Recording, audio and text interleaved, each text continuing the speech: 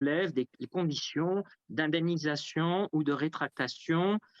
Parmi ses partisans, à noter notamment Madame Elisabeth Badinter. Tandis que ceux qui y sont opposés, même si parmi eux, à noter, c'est peut-être un point d'accord aussi entre nos deux intervenants de ce soir, peu objectent les conditions psychologiques de développement de l'enfant. Et on voit qu'il y a un recul maintenant, des études scientifiques confirment qu'il n'y a pas d'impact ni positif ni négatif.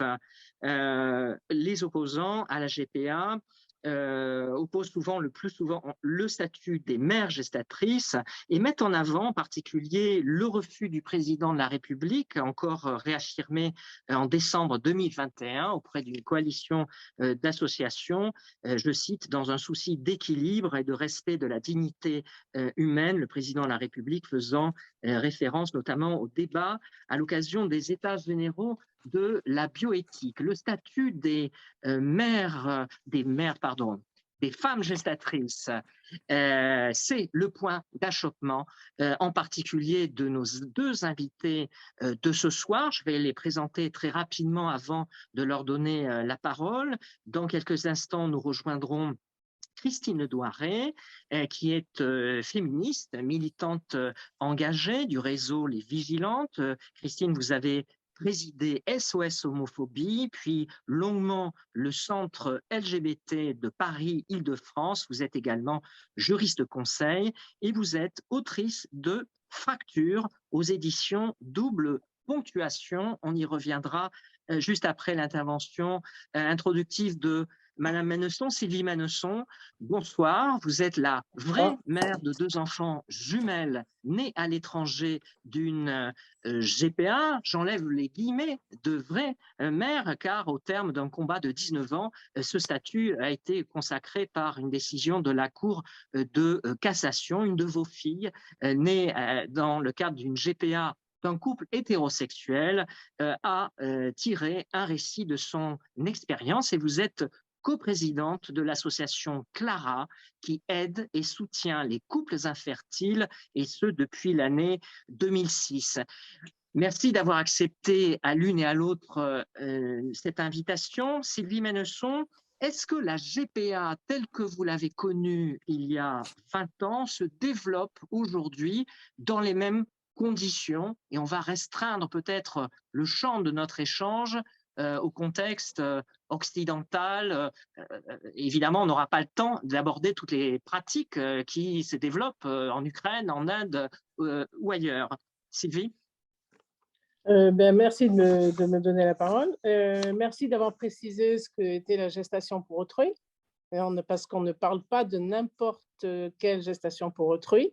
Vous avez bien fait la distinction entre ce qu'on appelait avant les mères porteuses, où on ne pratiquait qu'une insémination artificielle, alors que maintenant, il s'agit de pratiquer une fécondation in vitro et de transférer un embryon dans l'utérus d'une autre femme que celle qui est la mère d'intention. Donc, je le dis et je le répète parce que vous m'avez demandé d'être très pédagogue. Donc, j'essaie de l'être. Ce n'est pas évident.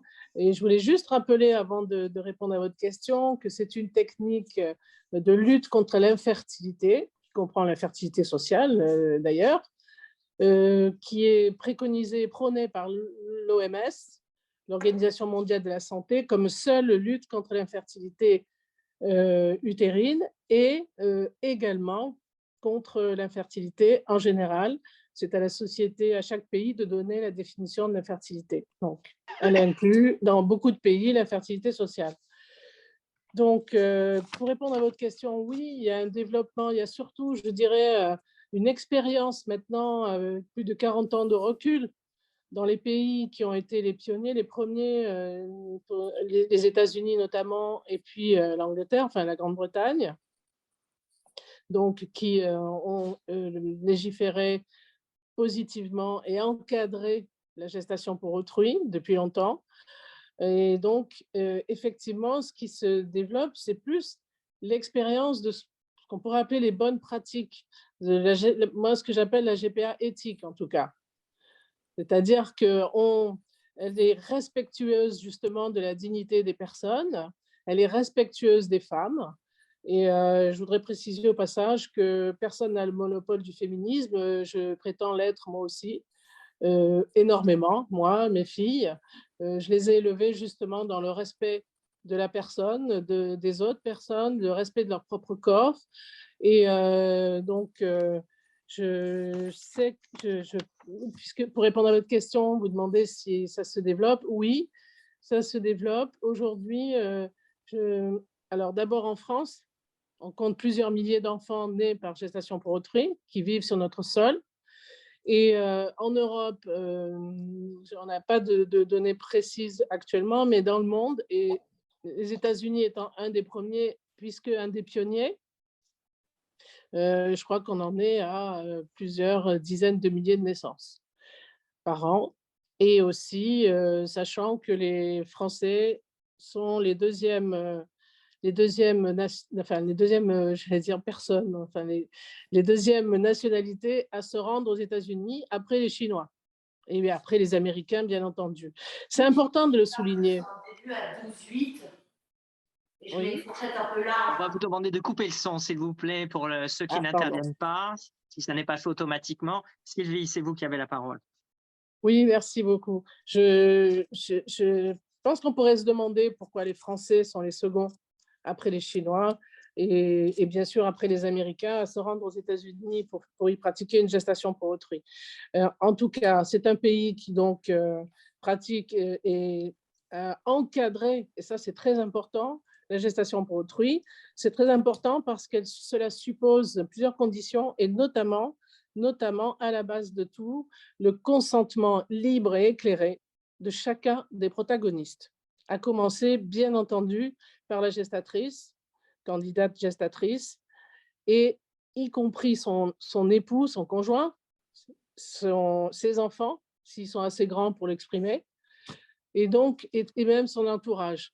Donc en fait, c'est pas du tout les mères porteuses à l'ancienne, et c'est pas du tout la caricature qu'on veut faire croire de quelqu'un qui serait forcé à faire quelque chose qu'elle ne veut pas faire. Je crois que les femmes sont assez intelligentes pour savoir, pour décider par elles-mêmes si elles veulent s'engager ou pas dans ce processus qui est certes compliqué, mais qui pour elles est extrêmement valorisant. Il faut écouter les gestatrices. On a des études maintenant qui sont faites avec le recul, qui sont faites sur des femmes aux États-Unis bien sûr, mais aussi au Canada et même dans d'autres pays où elles expliquent que rien ne les a autant valorisées que de faire cet acte d'amour pour quelqu'un d'autre.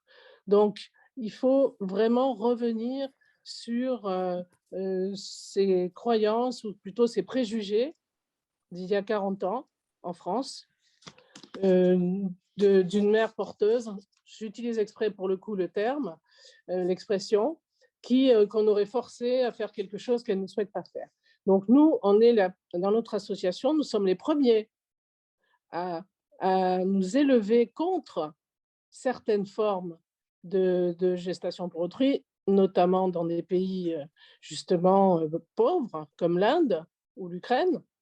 Nous sommes les premiers à dire à nos membres de ne surtout pas, s'ils peuvent, évidemment, parce qu'après les couples font ce qu'ils veulent et ce qu'ils peuvent, se rendre dans ce genre de pays. Parce que d'abord, là-bas, la gestation pour autrui n'est pas encadrée, contrairement à ce qu'on croit. Elle n'est pas encadrée. Elle est permise, mais elle n'est pas encadrée. Donc, ça veut dire qu'on ne respecte pas ces pratiques du consentement libre et éclairé de la femme qui va porter l'enfant. Donc, ça, c'est vraiment un point essentiel. Vous parliez de dignité humaine, de la dignité de la femme, et cette dignité, elle passe aussi par des femmes admirables qui ont envie de faire cet acte d'amour, qui ont envie d'aider quelqu'un d'un couple à avoir un enfant, et qui ont envie parce que pour elles, être enceinte, elles disent souvent que c'est la meilleure expérience qu'elles ont eue de leur vie, elles aiment être enceintes, ça existe, et elles ont envie d'aider. Et ça, il faut bien, j'allais dire, voir ce paradigme. C'est un nouveau paradigme d'une certaine manière. Ce sont vraiment des préjugés de croire qu'on oblige une femme à faire ce qu'elle ne veut pas faire. Sylvie, si vous voulez bien, on va s'arrêter en particulier sur ce point en se retournant vers Christine. Christine Ledouaré, je vous ai présenté notamment votre ouvrage que vous sortez, Fracture aux éditions Double Ponctuation, dans lequel, sur le point que Sylvie vient d'évoquer, vous évoquez de votre côté l'asymétrie dans la procréation, le fait que les femmes sont élevées, je vous cite, dans le don d'elles-mêmes. Vous questionnez la place des femmes dans le projet de parentalité. D'une certaine manière, vous ne vous retrouvez pas dans ce que propose là Sylvie sur cet aspect de don. Vous allez sur un autre terrain. Oui, je vais sur un autre terrain, en effet. C'est-à-dire que c'est un sujet très sensible, c'est un sujet délicat dont il n'est pas si simple que ça de parler, et j'entends aussi les arguments qui sont développés par Sylvie. Moi, je voudrais développer peut-être comme ça rapidement 3 ou 4 arguments dont on pourra débattre. Le premier, c'est un argument purement philosophique. Je voudrais parler de résilience. Nous n'allons pas toutes et tous réaliser tout ce que la vie peut nous offrir. Avoir des enfants, c'est une possibilité, ce n'est pas une certitude. En tout cas, ça ne devrait pas être une fin en soi. Je ne questionne pas le désir d'enfant. Il y a bien des manières de se réaliser dans la vie. On peut aussi s'occuper d'enfants de toutes sortes de façons différentes. On peut parrainer des enfants, on peut adopter des enfants. Et donc, j'aimerais quand même qu'on pose en débat cette histoire de résilience par opposition à peut-être désir, attente, cadeau des fées, etc. Des mots qu'on entend souvent et qui sont souvent employés par les promoteurs de la GPA. C'est une première chose. Le deuxième argument que j'aimerais développer, c'est un argument, on va dire, purement féministe. En effet, longtemps, et personne ne l'ignore, je crois, les femmes n'ont eu d'autre choix que de se réaliser dans la maternité. Et même aujourd'hui, être une femme sans enfant reste suspect. Beaucoup de femmes sont en effet élevées dans le don d'elles-mêmes, dans la générosité. Et parfois, quand j'entends parler les partisans de la GPA, j'ai un petit peu l'impression que l'altruisme, ce serait un caractère génétique féminin, pour le dire rapidement. Alors, pour moi, encourager et exploiter ce qui relève quelque part d'une forme de croyance patriarcale, j'emploie des gros mots volontairement, c'est l'essentialisation. C'est essentialiser les femmes, ce qui pour moi n'a rien de féministe. Mais c'est un débat. L'argument qui est souvent utilisé, c'est celui de la liberté, de l'exercice de la volonté des femmes qui veulent s'engager dans une GPA. Je l'entends et je sais qu'il y a des femmes qui ont envie de s'engager dans une GPA. Mais si on veut être honnête, alors on laisse de côté celles qui sont embrigadées dans des usines à bébés en Inde, en Ukraine, où on profite vraiment de la misère et de la vulnérabilité des plus faibles. Il y a même maintenant en Ukraine des promotions Black Friday, entre 1 200 et 1 500 € de réduction. En Iran, c'est 4 000 $ pour porter un embryon 9 mois, en sachant ce que vivent les femmes iraniennes par ailleurs. Enfin bon, je ne vais pas rentrer dans ces détails-là parce que je pense que tout le monde est d'accord là-dessus. Donc, quand on sait à quel point est hypothéquée la vie des femmes en Iran, voilà. Donc, soit elles sont embrigadées, soit elles sont motivées par une somme, on va dire, rondelette.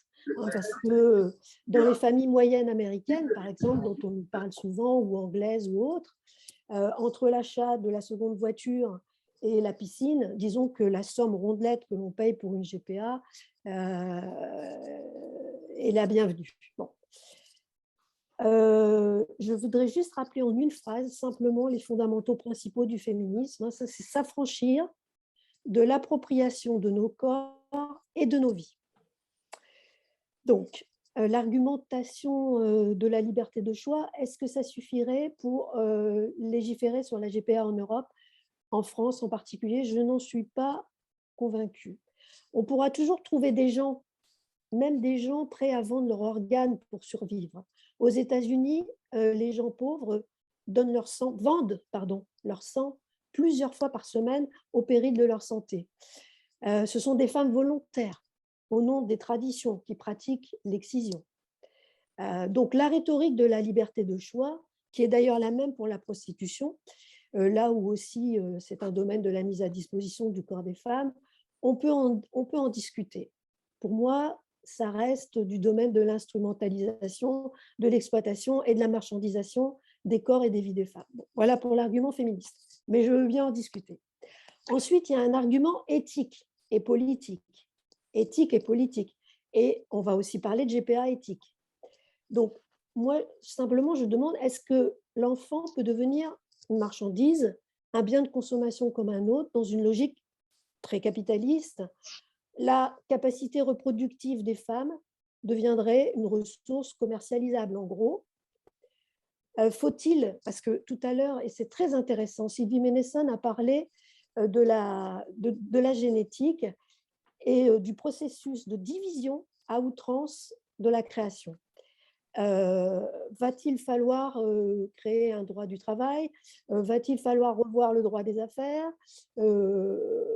etc., etc., etc. Moi, je me pose des questions. On nous parle des études, on nous dit qu'il y a des études formidables, on ne nous parle pas d'études qui posent plus de questions, comme par exemple celle qui nous révèle qu'il y a 80% des inséminations réalisées aux États-Unis avec 2 embryons, en sachant que les grossesses gémellaires sont plus dangereuses que les autres. Mais il y a 20% des commanditaires qui refusent le choix d'une grossesse unique. Donc tant pis si les femmes encourent les risques d'une grossesse gémellaire. Ce dont on ne parle jamais non plus, Sylvie Ménesson y a fait un petit peu référence tout à l'heure, c'est ce qu'implique pour une femme de s'engager dans une GPA. Je vais laisser de côté la question du contrat parce que je pense qu'on va y revenir. J'ai des exemples de contrats. Je pense que quand on descend vraiment dans les contrats, on comprend vraiment de quoi il retourne dans la GPA. Je vais juste parler très brièvement de santé. Toute grossesse présente des risques. Aucune grossesse n'est anodine. Le corps subit des changements et parfois de façon irréversible. C'est incontestable. La GPA, ça implique des traitements lourds, des traitements hormonaux, une préparation, une grossesse. La récupération, ce n'est pas 9 mois, c'est au minimum 13 mois. Il peut y avoir des complications, comme tout traitement hormonal de longue durée, un risque de perte d'organes, ovaires, utérus, de dépression, d'hémorragie postpartum, de diabète gestationnel, etc., etc., etc.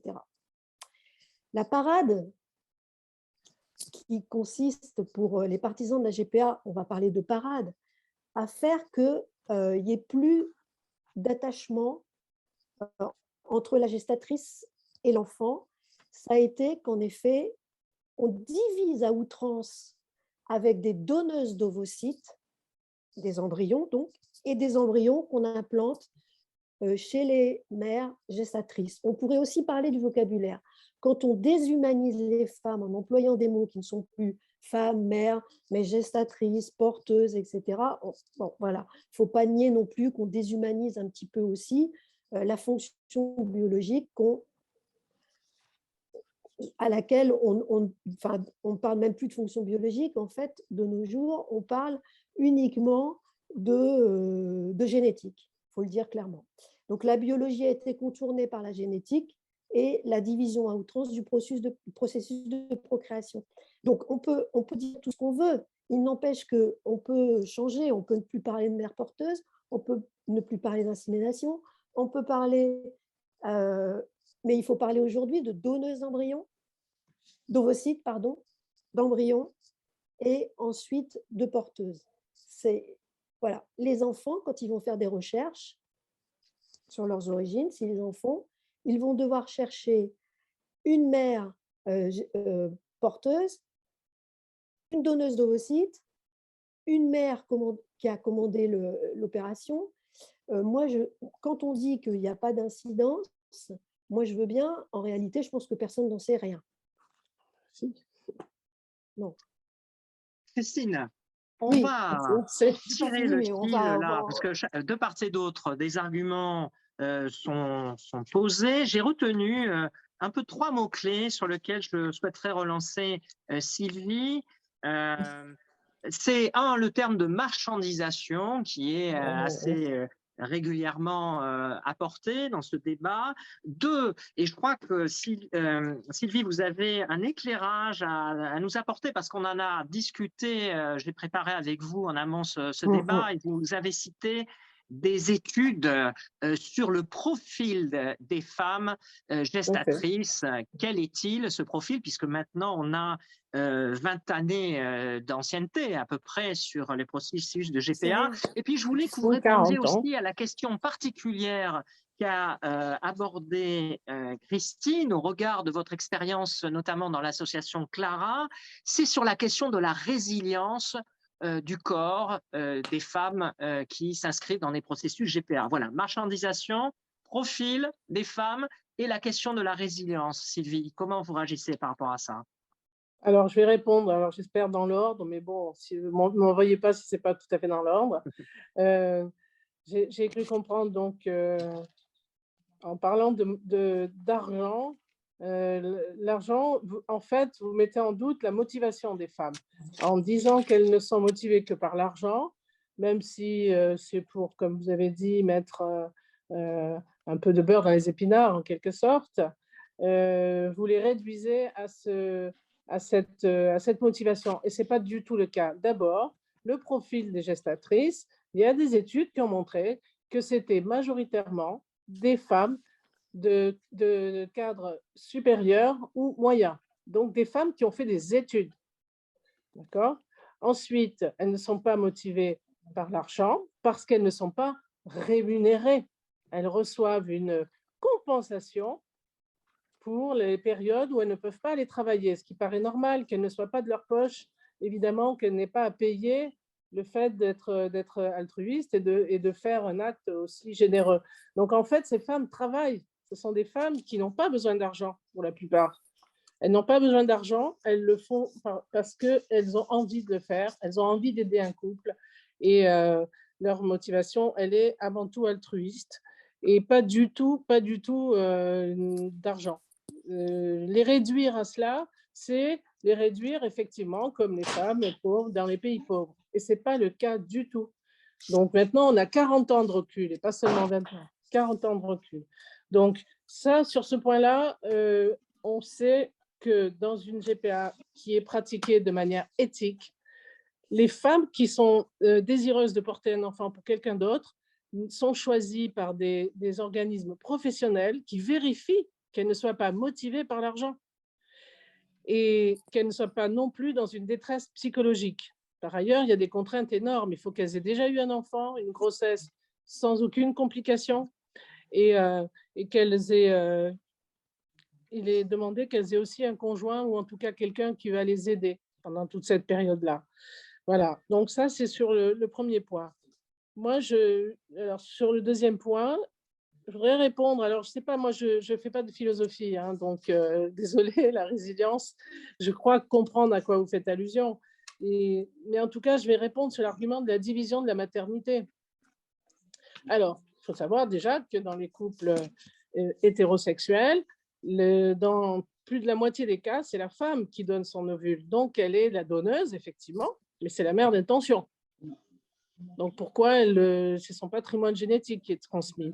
Par ailleurs, cette dissociation de la maternité ou division de la maternité, elle existait déjà, puisque la fécondation in vitro, je rappelle qu'on pratique plus de 200 000 enfants naissent tous les ans grâce à la fécondation in vitro, c'est aussi déjà une dissociation. Et par ailleurs, le don d'ovocytes est autorisé en France, de même que le don de sperme d'ailleurs.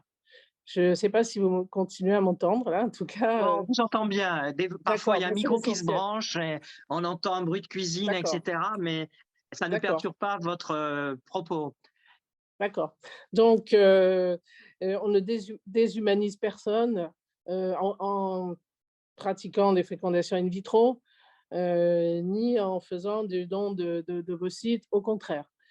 Alors, je voudrais aussi répondre sur les recherches des origines pour les enfants, mais là c'est vraiment méconnaître ce que c'est la GPA. L'anonymat est impossible. L'enfant, il sait tout dès le début. Tous les parents racontent à leur enfant la belle histoire. Et Excusez-moi de faire la minute de publicité, mais ça a été écrit par ma fille qui est dans une école d'art. Donc, son histoire, elle la connaît depuis le début. Et c'est le cas de tous les enfants qui naissent par GPA. On ne cache pas une GPA. On ne peut pas faire de l'anonymat. C'est impossible. La personne, elle existe. Aucune femme ne ment à son enfant.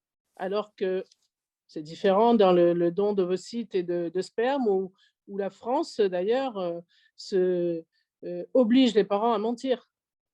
Puisque, effectivement, dans ce cas-là, en France, dans le cas du don d'ovocytes ou de sperme ou d'embryon, qui est autorisé, je le rappelle, qui sont autorisés, et c'est très bien.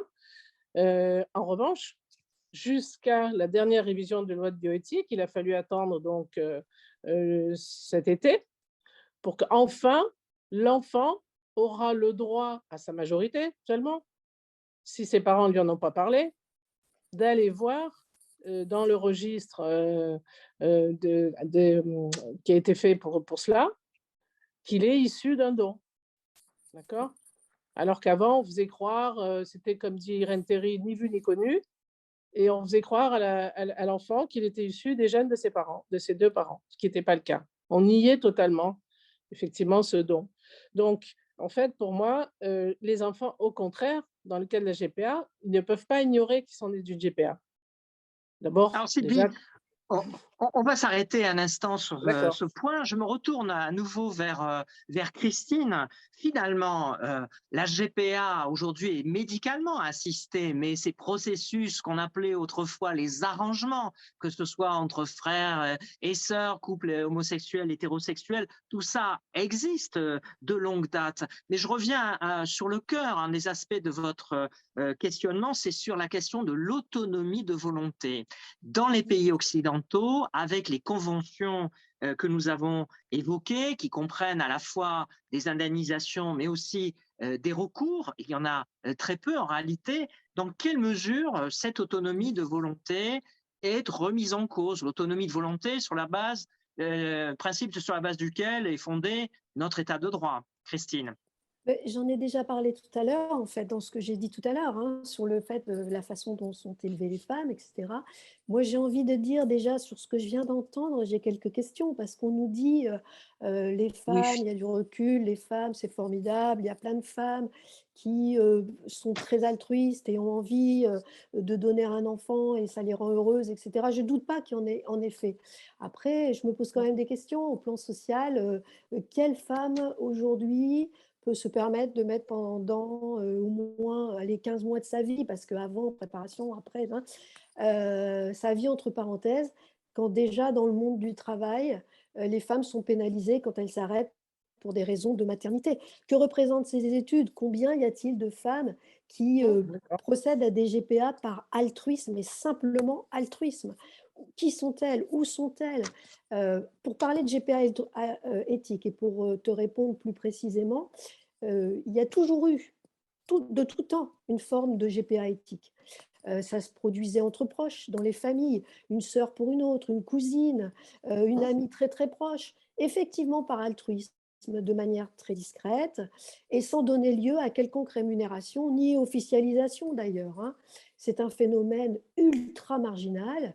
À mon sens, on ne légifère pas là-dessus, on ne légifère pas pour le désir d'une poignée de personnes dans la population. Sinon, on passerait nos journées à légiférer pour tout un tas de raisons.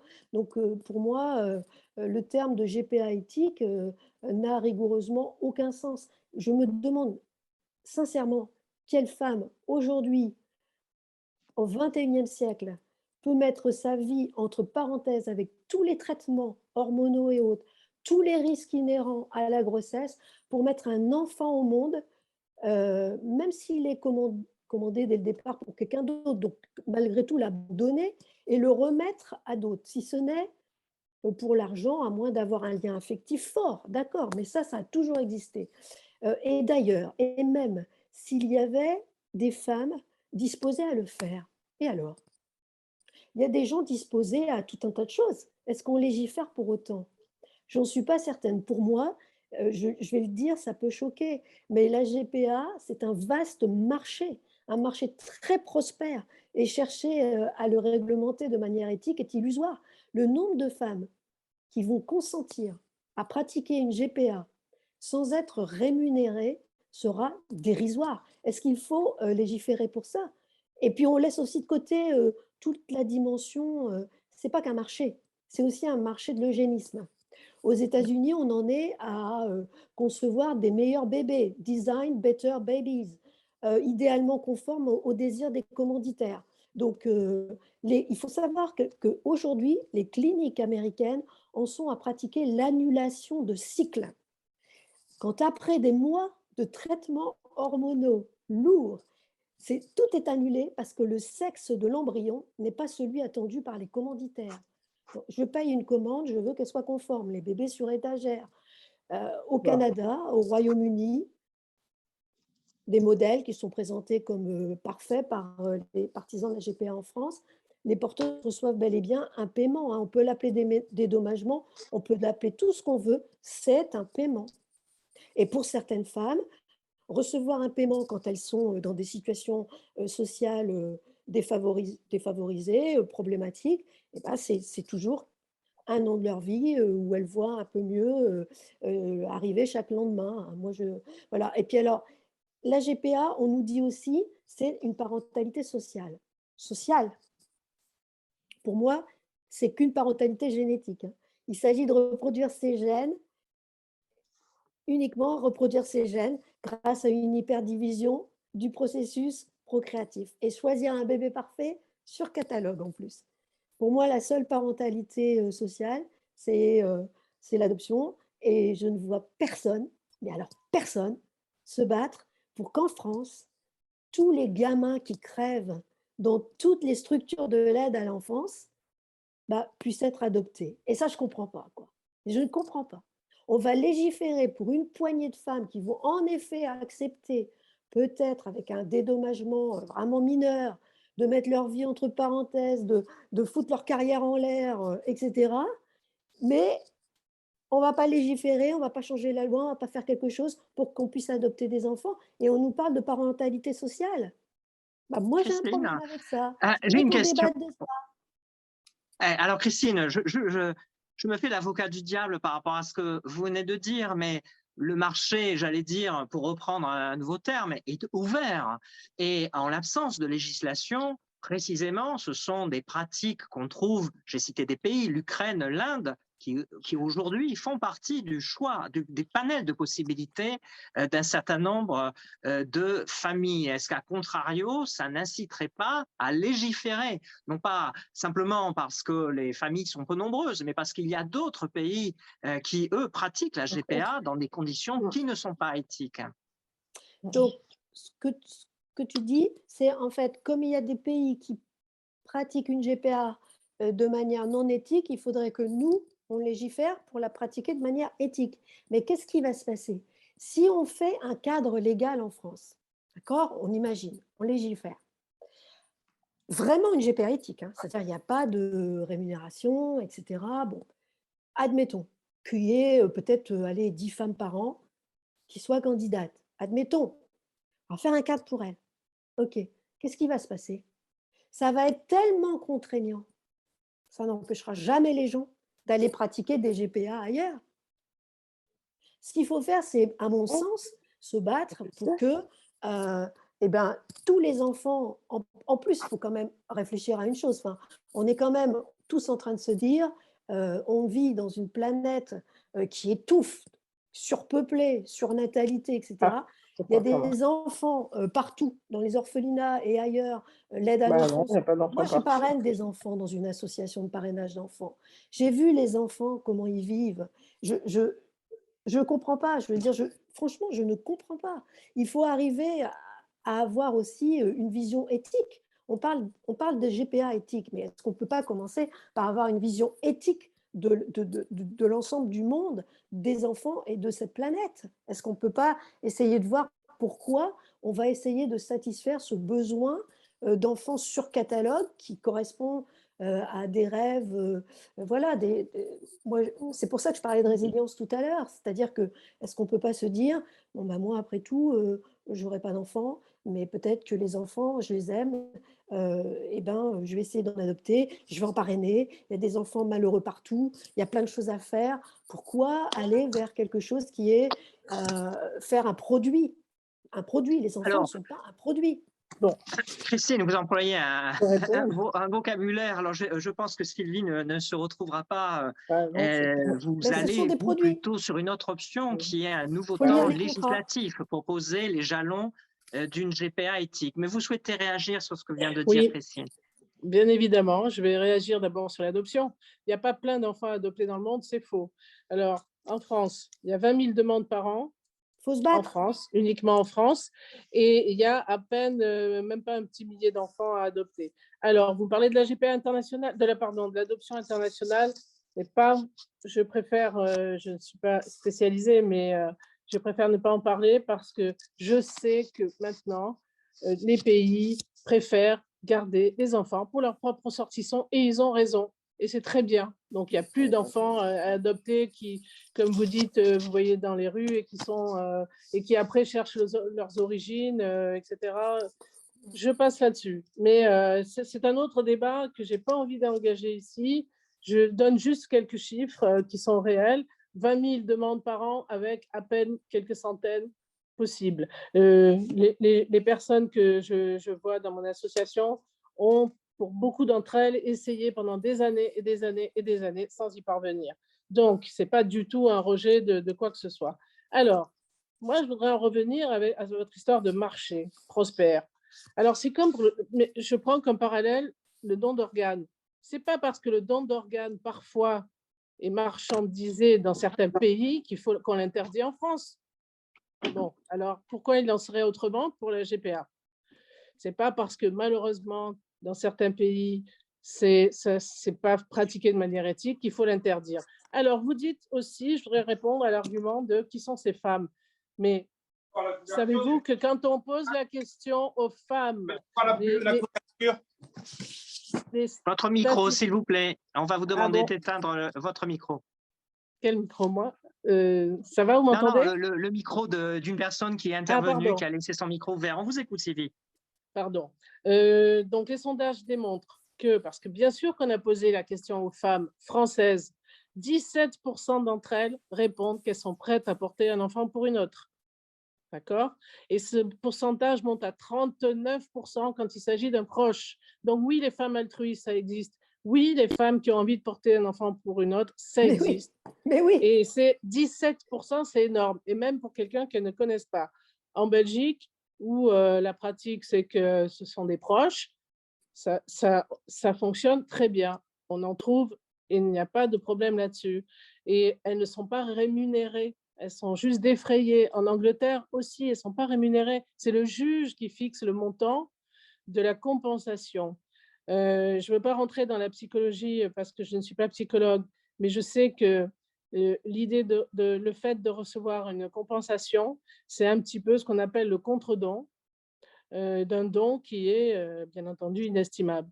Donc, en fait, c'est un fantasme, cette histoire de rémunération. Et ce que nous, on prône pour la France, ce n'est pas du tout de rémunérer, c'est que ça soit bien fait sur la base de l'altruisme. Une personne qui se portera volontaire pour porter l'enfant d'un couple ne sera pas rémunérée. Elle aura droit à une compensation fixée par un juge, un petit peu comme cela est le cas en Angleterre. Et ce montant, si je ne me trompe pas, il varie entre 15 000 et 20 000 euros, ce qui n'est pas un salaire, mais qui représente la contrepartie, le contre-don de cet acte. Donc, quant à dire qu'on ne légifère pas pour quelques personnes, mais désolé, on ne légifère pas pour quelques personnes, ce sont des milliers d'enfants. Aujourd'hui, il y a plusieurs milliers d'enfants qui sont nés par gestation pour autrui et qui vivent sur les territoires français. Et il faut légiférer parce que sinon, on discrimine ces enfants. Ils n'ont toujours pas de statut, ils sont des enfants qu'on a appelés des enfants fantômes qui n'existent pas en France. Mais si. Après, alors là, je vais faire un petit peu du droit, si vous me permettez, puisque la jurisprudence de la Cour européenne des droits de l'homme et celle de la Cour de cassation de 2019 qui nous concernait, a effectivement statué que la mère d'intention peut bien être la mère. Très bien. Mais que pour donc, la Cour européenne des droits de l'homme a donné 3 moyens pour que l'enfant soit reconnu en France, enfin dans le pays, dans les pays. Le premier, c'est effectivement une adoption. Le deuxième, c'est ce qu'on appelle la transcription. Et le troisième, c'est un autre processus plus compliqué. Donc, nous, ce qu'on demande, ce que les couples demandent, c'est que les centaines, des milliers d'enfants qui existent déjà en France, déjà aient un statut. Parce qu'aujourd'hui, ils n'en ont pas tous. Après une petite fenêtre de tir qui a duré 1 an et demi, depuis la dernière loi de bioéthique, on est encore revenu en arrière. Et la jurisprudence, elle est bafouée tous les jours. Donc, aujourd'hui, le gouvernement voudrait, enfin, en tout cas, de fait, c'est ce qui se passe, toutes les transcriptions ont été arrêtées. Les consulats ont arrêté toutes les transcriptions. Ils ont reçu des instructions qui leur ont demandé d'attendre, on ne sait quoi d'ailleurs, mais d'attendre. Et du coup, il y a des centaines d'enfants maintenant qui n'ont à nouveau pas de parents en France. Et ça, c'est de la discrimination des enfants. C'est pas normal. Mais c'est faux. Donc, mais c'est faux. Ah ben non, c'est pas faux. Je suis bien placée peut-être pour sur savoir. cette question de C'est des questions la place de très l'enfant. complexes. Oui. Christine, peut-être comment vous réagissez par rapport à des exemples concrets là, que Mais soulève j'entends Sylvie. j'entends Madame Ménesson donner énormément de chiffres comme ça. Il y a des GPA, il y a ceci, il y a des enfants, il y a cela, mais jamais rien de très, jamais rien de très concret, jamais aucun chiffre précis, jamais aucun nombre précis, rien du tout. Donc on entend, mais on ne va pas légiférer pour quelques personnes. Bon voilà. En revanche, j'ai entendu les 20 000 adoptions par an en France. 20 000 D'accord. demandes. D'adoption. 20 000 demandes d'adoption en France. Et combien d'adoptions? On ne sait pas. À peine quelques centaines, moins d'un millier de réels possibles d'enfants adoptables. Voilà. Et donc des enfants en France. D'accord? Oui, là, je parlais de la France. Parce que moi, je suis d'accord avec vous sur les enfants à l'étranger. Et que de la France. Oui, là, je parlais parle bien des enfants français aussi. Oui. Donc, les enfants en France, il y a 20 000 demandes d'adoption. Elles n'aboutissent pas. Est-ce que vous savez exactement pourquoi? Je pense que il y a une des raisons, c'est qu'ils ne sont pas adoptables, les enfants. Qu'est-ce que ça veut dire? C'est juste de l'adoption simple. C'est le maintien du lien familial qui est dans la loi depuis 2016.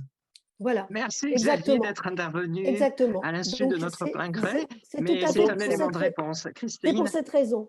Et donc, en fait, ils ne sont pas adoptables. Il y a quelque chose à faire dans ce domaine. Il y a quelque chose à faire. Débat. Oui, c'est un autre débat. Mais il y a quelque chose à faire. C'est un débat qui n'intéresse personne. Alors, vous êtes d'accord à la fois dans ce que j'ai entendu, le statut psychologique de l'enfant, vous ne le remettez pas en cause. Vous savez, vous partagez le fait qu'il n'y a pas d'incidence sur, et c'est ce que disent les études également, il y a l'alternative, ou un autre débat que Christine la question de l'adoption qu'elle met en tension, sur la question de la GPA. Je pense que les arguments étaient posés par l'une et par l'autre, et je voulais vous remercier d'avoir échangé sur le fond, non pas tous les éléments de ce débat, mais un certain nombre d'entre eux pour permettre aux militants de territoires de progrès de continuer leur réflexion sur ce sujet. La partie débat est close. Alors, je renvoie sur le bouquin de votre fille, Sylvie, que vous pouvez nous remontrer à l'écran, qui fait un récit de son parcours. Et du côté de Christine, c'est Fracture, je crois que vous l'avez sorti fin octobre aux éditions Double Ponctuation. Et nous allons passer maintenant à la conclusion politique avec Irène Tholleray, qui est députée européenne, La République en marche, territoire de progrès. Je précise, Irène, que vous êtes pro-GPA, par honnêteté intellectuelle, mais je pense que la plupart des gens qui nous écoutent sont au courant. Est-ce que vous pouvez nous dire, faire un débouché sur l'actualité européenne de ce sujet, la Commission notamment, souhaite avancer sur ce qu'on appelle les rainbow family. Est-ce que vous pouvez nous en dire davantage, Irène? Et ça sera Oui, notre mais conclusion. merci beaucoup pour la qualité de ce débat et merci pour ce rappel de ma position personnelle, sachant que j'ai bien réfléchi à ma conclusion pour justement ne pas rentrer dans une opinion personnelle, mais bien rester dans le camp du législateur européen. Donc aujourd'hui, dans le cadre de la stratégie pour les LGBTQI en Europe, il y a un certain nombre de textes législatifs qui ont été envisagés et qui vont arriver sur la table. La GPA n'en fait pas partie, puisque ce n'est pas une compétence européenne. Donc, que ceux qui aujourd'hui ont peur du fait que l'Europe puisse légiférer sur ce sujet-là pour les Français se rassurent, il n'y en aura pas.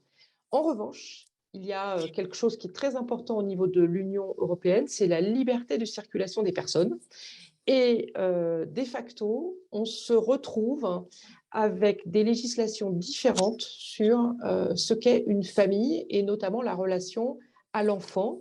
Et ceci peut commencer à poser des problèmes. Par exemple, en Pologne, on a eu des familles homoparentales où, lors d'un accident à l'école, le deuxième parent n'avait pas le droit de venir soit récupérer l'enfant, soit s'en occuper à l'hôpital. Et donc, ça ne va pas du tout, et ce n'est pas du tout en lien avec, encore une fois, la liberté de circulation des personnes. Donc, ça veut dire qu'il y a une législation européenne qui arrive, et cette législation européenne va poser le fait que quand on est parent dans un pays de l'Union, on sera parent dans tous les pays de l'Union, quelle que soit la façon dont on est devenu parent, que ce soit par adoption, par GPA, fait aux États-Unis ou ailleurs. Il est évident que ça va poser des questions dans les pays où certaines législations ne sont pas là. Parce que quelque part, ça peut aussi devenir et être détourné pour contourner des législations non existantes dans des pays. C'est-à-dire qu'aujourd'hui, un couple français qui fait une GPA aux États-Unis a des difficultés, mais dans certains cas peut réussir à recréer un lien officiel de parentalité comme ça a été fait. Cependant, ce n'est pas la pratique générale, ce n'est pas la pratique facile. Donc, ça peut aussi faire qu'on ait un marché qui puisse être facilité par cette législation. Et ce marché, dans ce cas-là, irait sans doute vers les pays qui offrent la GPA la moins coûteuse. Donc, pour revenir sur est-ce qu'on crée une législation pour une personne? Oui, si cette personne-là, on l'a coupée dans ses droits fondamentaux. Donc, il est important qu'on se saisisse du fait que cette législation européenne, elle va arriver. C'est normal qu'elle arrive, puisqu'il y a déjà des pays où ces sujets se posent. Et après, derrière, se réapproprier, par rapport à ça, comment est-ce qu'on réagit? Est-ce qu'on réagit au moment où la législation européenne arrive en mettant des règles du jeu sur les familles dont on reconnaît les droits au niveau européen? Je ne sais pas si c'est possible, mais de dire que typiquement, puisque j'ai cru entendre que la GPA sur le modèle ukrainien ou indien n'était pas un modèle dans lequel on se reconnaissait, alors dans ce cas-là, est-ce que dans les familles, les Rainbow Family qu'on va reconnaître au niveau de la législation européenne, est-ce qu'on rajoute que les GPA faites en Inde et en Ukraine, ça ne peut pas, ou que donc, du coup, on ne pourra pas éviter ce débat législatif un jour ou l'autre. Je ne sais pas si c'est en France, mais au niveau européen, ça va venir rien qu'avec les Rainbow Family. In fine, la législation qu'on va produire, et je vous rassure, ça sera une législation sur la reconnaissance des droits familiaux d'un pays à l'autre. Cependant, bien entendu, l'évolution qui est de nos sociétés, qui est liée au fait que la GPA est autorisée dans certains pays, fait qu'on ne peut pas faire comme si ça n'existait pas. Donc, il est important qu'on n'ait pas de rupture de droit ou des inégalités de droit, typiquement par rapport à des revenus, par rapport à une liberté de circulation. Donc, je ne sais pas si je vous ai rassuré ou inquiété, mais en tout cas, la législation sur les Rainbow Families, c'est sûr qu'elle arrive. En tout cas, merci Irène de cet éclairage sous forme de conclusion avec une ouverture européenne. Je voulais remercier en particulier Jean-Michel, Nicolas, Félix, toujours à la manœuvre pour animer ces temps 40 minutes de progrès. Saison 2, il y en aura d'autres sur des thématiques sociales, éducatives. On parle de l'université, qui sait. À très bientôt, au mois prochain. Merci aux intervenantes et bonne soirée avec Territoire de Progrès.